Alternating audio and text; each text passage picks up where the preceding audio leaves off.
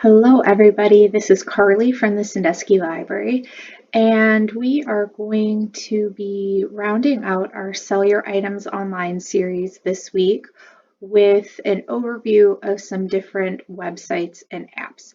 So we have covered Facebook Marketplace, eBay, and Etsy, and then today we're just going to take a look at some other places that you can sell items. Some of them I do have experience with, some of them I do not have experience with. And so this is just to give you some information and allow you to explore some other options if it is something that interests you. So the first one that we're going to take a look at today is Poshmark.com. This is obviously also an app on your phone. And as you can see right here, this is their homepage. I haven't logged into my account. This is primarily for buying and selling fashion. And you'll see also that it's called a social marketplace, and I'll explain why it's called a social marketplace here in a minute. You can sell other things other than clothes on Poshmark. However, even though they have recently expanded into home and things like that, I personally feel like fashion is still their primary focus. And so let me log in and we can take a look at Poshmark. So just like all of the other websites that we talked about, you are going to need a username and a password um, to participate and to sell and buy on Poshmark. So when you log in, this is similar to how it looks on your app as well. You're going to see what they call your feed. And then there's a women's category, men, kids, home, beauty and wellness. You can also browse by brands. And then they also have something on Poshmark called parties. So right now this is the feed here. And so the aspect of Poshmark that is social is people can follow each other and they also can share each other's listings. So unlike some of the other websites, I have not found success with Poshmark unless I share my items frequently. And I'm going to show you what that means here. So what I'm seeing here in my feed are people's listings that they are sharing. And so these are things, people that I follow, and these are some of the items that they are sharing. So um, you can see up here on the right, we have my offers, my bundles, my likes, news, and then the far right will take you to your account. So this is my Poshmark closet. This is how it looks. Um, there are lots of different ways you can sort of organize your listings. I have mine organized by size. I primarily sell women's clothing. So what I like to do, and I usually do it a couple, 2, 3 times a day, is to go through and share everything in my closet. And so you're going to go here to the little arrow and you're going to click share to my followers. And so I like to go through and share. You can do all this directly from your apps, or you can do it from your website. The website, I think it is faster to do it from the website. But what this does is it helps to get your items back up into the search a little bit higher. And if you'll notice too, and I'm going to see, I'm pretty sure I have something. At the time that I'm recording this, there is a Posh party happening. And basically what that is it's a time when people can share their items that fit the theme of the party to that specific party. And so you can see that it's free people. This is a bohemian themed posh party. So if you have things by the brand Free People, Anthropologie, Birkenstocks, and more, you can share your items. So this was an Anthropologie item, and so I am able to share that to that specific party. Now, if I try to share these copy jeans, it said it was shared. I'm not sure that it was, but it may be that that's considered. Let me try another one. When you're doing it on your app, it definitely will not share if it doesn't match the party theme. So that's just something to kind of keep in mind. That's another aspect of Poshmark. Um, so if you look up here, it'll give you information on how many listings. Now, this includes sold listings, how many followers, how many I'm following, how many times I've shared my items. So that's one of the big differences with Poshmark is you can't just list the items and never look at them again, because without sharing them, you're not going to be able to make those sales. So that's something you have to be aware of. When you are listing on Poshmark. Um, you can look here too that I have news. So I'm going to click on my news. So I've been invited to some of these other parties. And so I'm going to click on one just to give you an idea. So this one is for Nike, Lululemon, Adidas, and more. And so I'm going to click on the guidelines. And these are the brands that you are allowed to share. Lucy, Lululemon, Fabletics, Gymshark, New Balance, Adidas, Adidas by Stella McCartney, Athleta, Puma, Jordan, Nike, Beyond Yoga, Alo Yoga, Onzi, Asics, Spiritual Gangster, Under Armour, Zella, Reebok, Fila, and Prana. So if you don't have an item that is one of those brands, you're not going to be able to share to that party. And so this is a past party. It just kind of gives you an idea if you go here. So this needs to be Converse, Everlane, Joie, LuLaRoe, Pink, Shein, Brandy Melville, Topshop. So this just kind of gives you an idea of how Poshmark is set up. You can also search based on, specific category. Like let's say you want a Champion sweatshirt, and that is going to give you the results across women, men, kids, and home. So let's say you want a women's one, and you can further restrict, like I only want a green one. And so that's going to give you an idea of what's available for sale.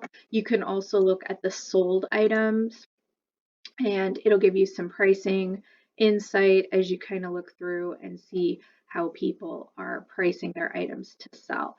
So again, Poshmark primarily still fashion, although you will find, if you want to look for it, lots of home listings as well.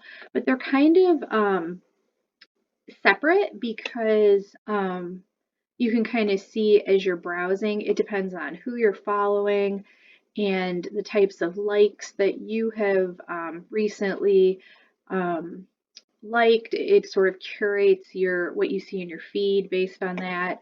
But you will find all kinds of things at Poshmark, but I think you can tell it's a little more curated than some other places. You can look at some of the pictures and you can see in general, that pictures matter a little bit more here at Poshmark. So, some things to know about pricing for Poshmark. When you price the item, you do not need to include shipping because Poshmark automatically includes shipping for the buyer. You, as a seller, you never see that money at all. But what you do get that is nice is you get a prepaid label through Poshmark. So the plus side is, you actually do not have to have a postal scale. You can use free priority mail envelopes, shipping materials from the United States Postal Service, because it's a flat fee. You just print the label and it goes all the way up to 5 pounds. So it doesn't matter, if you do have a blanket or a comforter. But the thing that you have to remember is if you're selling a shirt and it's not, a really expensive shirt, say it's like a $10 thing or even less than that, someone is going to have to pay $7, and I think it is now $6.99 for shipping, maybe $7.49. So it's over $7 for shipping. And so, it's going to be something that, do I really want to spend, that much shipping? So that's something to keep in mind. You can bundle items together. So like, let's say somebody is browsing in mine and they see several items that are the same size. You can add those to a bundle and you can make offers that way, and that helps with the shipping. The other thing about Poshmark is they do not charge you to list, but you do have to pay a percentage of the fee. So, for example, I believe under $10, it's $2.95. Above $10, it is 20%. And so you kind of can work back, okay, I've listed this for $15. Someone buys it, I'm going to get 12, that kind of thing. Poshmark also allows you to offer shipping discounts and things like that, but you pay for those shipping discounts. So let's say I want to offer somebody $4.99 shipping, you're going to take the discount and it's going to be taken out, I guess, of your profit. And so that same $12 profit, you're going to take out the amount that you're doing as the shipping discount, and so you're going to get less than $12. So this is just a really quick overview of Poshmark, but I say it is really good if you have designer items, Lululemon, Coach, things like that. It also is good for, home goods. Simply Shabby Chic, that's an older line from Target, but it's popular. So just kind of keep that in mind. Take some time and browse around, but keep the fashion concept kind of first in your mind for Poshmark. The next app/site that we're going to take a look at today is Merkari. And to me, Merkari is sort of a mix of eBay and Poshmark. I might be wrong in sort of my assessment of that, but it's like eBay in that really anything can be sold here. And if you look up here, you've got women's, men's, toys, video games, handbags, beauty. So to me, this is sort of an online garage sale type scenario. But instead of relying strictly on people, in your local area, you're going to be able to reach a much larger audience. I feel like it is a more visual site for scrolling than maybe eBay is, but it's also not as curated and refined like you're seeing as I'm scrolling through that there's a range of pictures. I still think you want to take some time to do good pictures, but it's a little more of a garage sale type thing, and so you're going to see a really wide variety of items and styles of photography and things like that. This would be a great site. Mercari would be great for like you're decluttering your house and you really want to get rid of a lot of things. And so let's take a look here. Let's look for a champion sweatshirt here. Each site is a little bit different in terms of how you search and how you further refine the searches and things like that. But in general, you search by keyword, you can change categories, you can sort by price low to high, and then if you want to, you can only look at things that are for sale, because right now you're seeing things that have sold as well. And so maybe you want to just look at the things that are for sale. Conversely, you may want to look at the things that have sold to give you an idea of how much things are going to sell for. So as I'm looking through, I'll try to find some examples of this. So some of these items through here, um, you're going to pay shipping. So this one doesn't say free shipping. This one says free shipping. So this item is $9 with free shipping. This item is $10 with free shipping.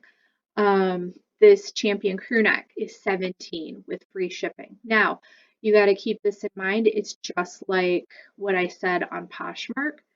It's free shipping for the buyer. It is not free shipping for the seller.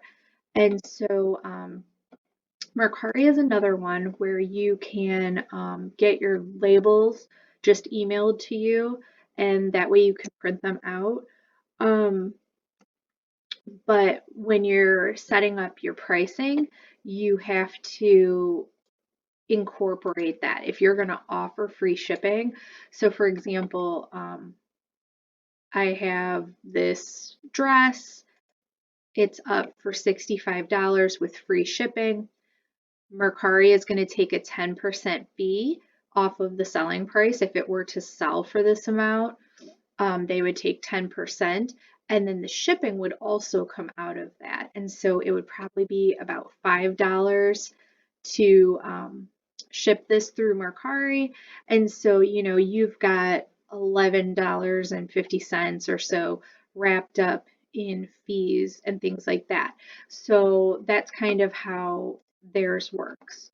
Um, I think that you can do lots of things, like groups of things on Mercari really well. I've sold some toys of my daughter's that she doesn't use anymore, like kind of a mixed lot of Littlest Pet Shop or things like that. So I think that Mercari can be a really good option. Like I said, if you're trying to clear out your home and make a little bit of extra money. Um, I'm not going through the process for listing because we have done that in other sessions. And for the most part, it's very similar at each place. You're going to take your photos, add your photos, write a description, write a title, add tags if necessary, and then fill in whatever other required things, like they might want you to do a color. You'll have to do your price. You'll have to kind of figure out an approximate weight so that you can figure out the shipping. But each of these sites follows a similar procedure. So if you've done it for one, you probably will be okay to follow the steps to do it for another site.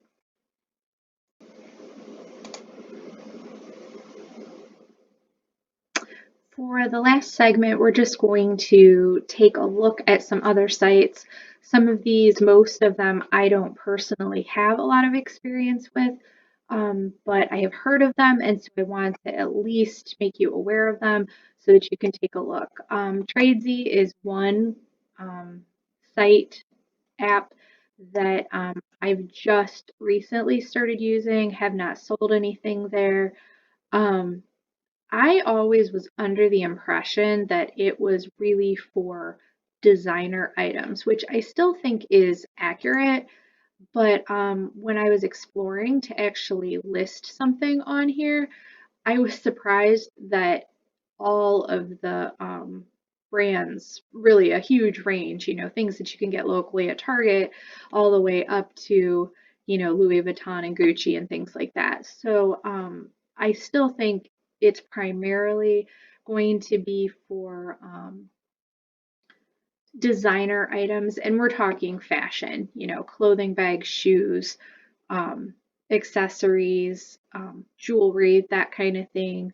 Um, and you see here, it specifically mentions, Burberry, Cartier, Rolex, things like that. So I still think that that is the primary audience that comes to Tradesy, although I have not explored it very much on my own.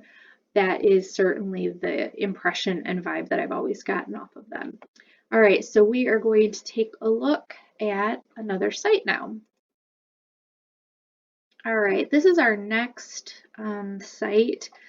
And this one, again, I don't have personal experience with it. It is Letgo / OfferUp. So they used to be separate sites and now they are the same under the OfferUp umbrella. I feel like this is sort of a combination of like a local Facebook garage sale group, because as you're kind of looking, you can see that you're getting local listings here. So places that are not that far away that you might be able to meet up with a person. You know, we have Berlin Heights here, we have Lorraine, North Ridgeville, but then in the same, you know, as we're looking, there's also, you know, things like this here that there is shipping included. So I'd say again, this is a little bit like Facebook Marketplace, but perhaps it's a little easier and you don't have to have Facebook to use it. Again, I don't have experience with this one. I do get questions from people about Craigslist, and I do not use Craigslist. I have never, I don't have any personal experience with it.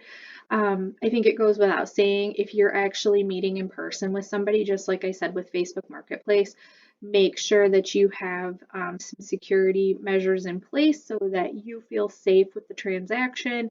You know, if you're meeting somebody, make sure that you are going to somewhere very public. Um, I wouldn't recommend, you know, exchanging phone numbers or home address or things like that. But just kind of keep that in mind when you're using some of these sites that are a little bit more local. Um, you can even see here, you know, some of the Pyrex. Like I said, I collect Pyrex, but you can see that these are local places that are, you know, we have Grafton, we have North Ridgeville, we have New London, and then you do have the option to ship as well. And so OfferUp, which now encompasses Letgo as well, is another option for an app or a site that you can use. I have used the next site just a couple of times, and it is called Declutter. And the thing that's kind of interesting about Declutter, so it's primarily, you can see across the top, CDs, DVDs, Blu-rays, video games, and books, tech, and Legos. So it's pretty simple. It doesn't cover a lot of categories. And the nice thing about it, oh, you can also sell phones here. The nice thing about it, so you can buy and sell here. You go ahead and you can enter in, you know, if you have a stack of CDs at your house, you can enter that in and they'll tell you if they're buying it. And then you will be told how much they're going to pay for that item. You'll get like a prepaid label and then you mail the items in and then you'll get a notification. I think they pay through PayPal. The one time I did it with some like DVDs that we had in our house, you know, we're talking 25 cents, 50 cents a piece, but it is a really nice way to get rid of things quickly. Um, if you don't really care, you know, if you make top dollar, but you'd like to make a little bit of money, it's another one that you can take a look at. So it's Declutter, Decluttr, and again, it's kind of a convenient one, and you don't get as much money because of that. Something else that I feel like I just want to mention, it's not an online selling thing, but we do have in town, we have Clothes Mentor and we have Plato's Closet, and those are both really good ways to sell items quickly and make a little bit of money. And it saves you, you know, some of the steps as far as photographing, listing, and shipping. And so those are both good options to consider.